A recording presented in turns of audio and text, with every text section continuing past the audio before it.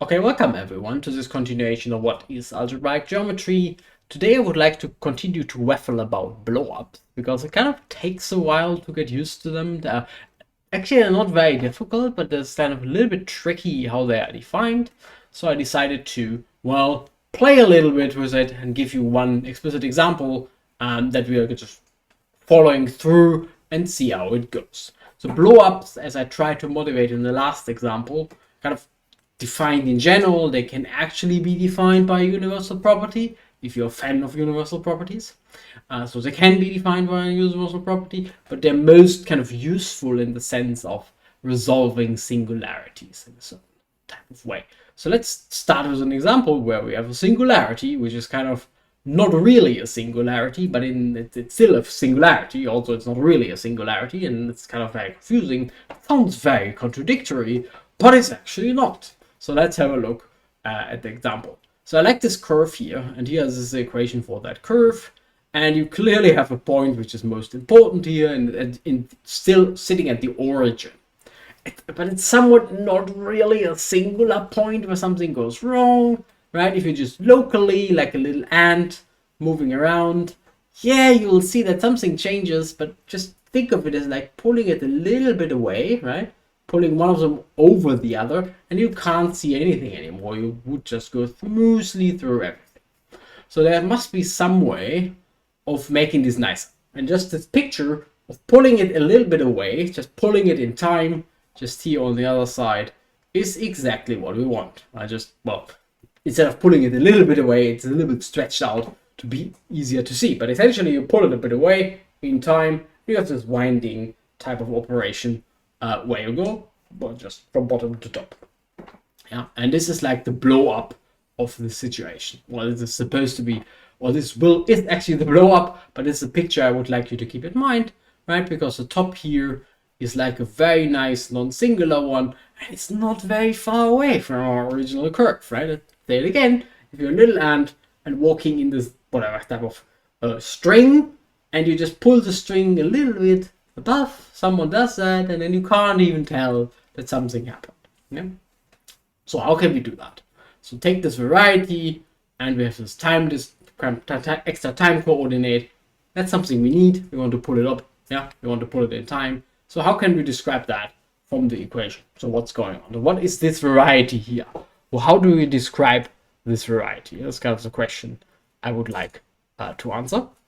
And what you can do is the following. So using birational geometry, we're allowed to have isomorphisms that are not just polynomials, but rational functions. So, for example, using a time coordinate kind of turns out to be the right thing to do, like y over x wouldn't change the variety. So the time coordinate, we just parameterize the time by y over x, and we're kind of away from the origin or away from some singular point where x might be 0. Let's worry about that later. Okay, and then you can think of our blow-up as being given by two equations. The original equation, which is really just the y squared, what was it, minus x squared minus x cubed equals 0, and our now new equation, t equals yx. I just rewrite the new equation into this one. Not very fancy, just multiplying it, right? Just putting things on the right side and multiply things. Not very difficult.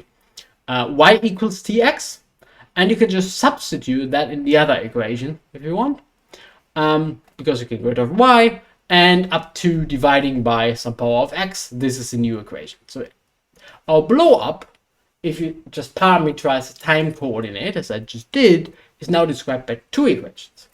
The original one where I just replaced y by t, fine, and the time one where nothing is essentially going on. It's just a parameterization of the time. Cool. And if you plot them, yeah, that's how they look like. One of them is a parabola stretched out in the time coordinate, and the other one is a little bit like a saddle type object. And this takes place in k squared times p, where let's say p is, so p1, where p is this kind of time coordinate, a projective space. Kind of a little bit, well, I'm kind of a little bit sloppy here identifying projective space, which you have two coordinates just having one coordinate, right? Kind of the difference between the circle and the line. Don't worry about it too much. That's a time coordinate, right? It's just really the picture cross a time interval. Okay, very nice.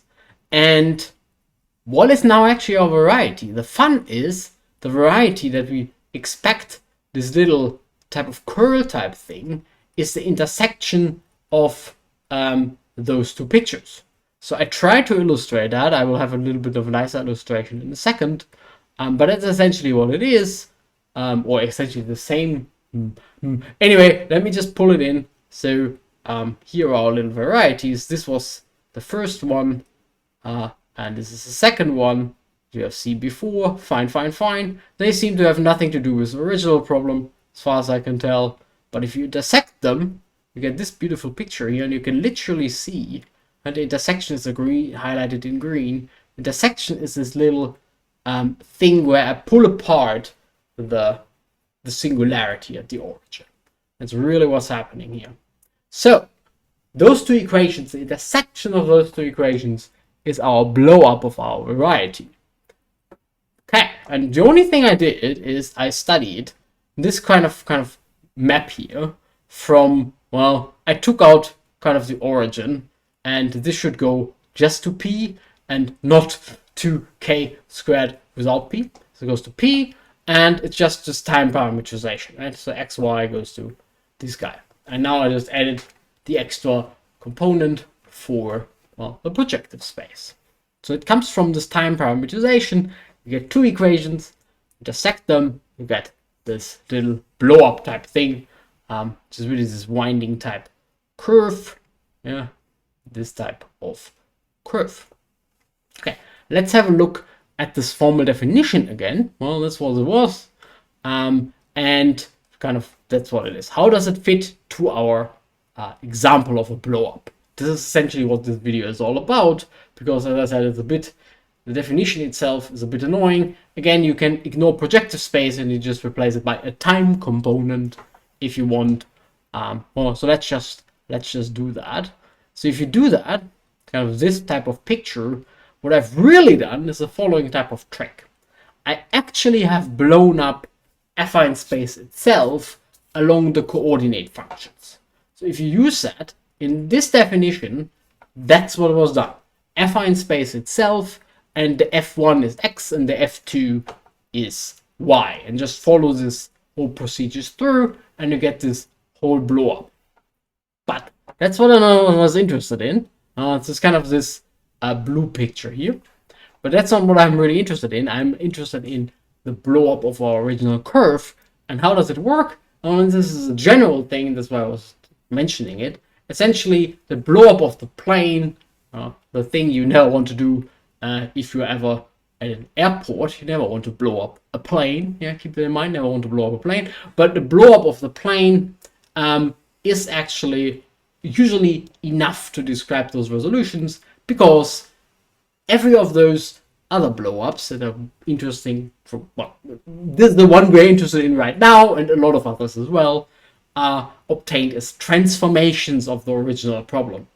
And this is just the same, the following, we can realize, and this is kind of really this picture here, we have the blow-up of the plane, and the one we want is inside it in a natural way. And this is exactly how it works. It's exactly the intersection of the variety itself and u from the previous slide, the u thing, which in then it's just really this time parameterization that we did before. And this is like how I like to think of a blow up.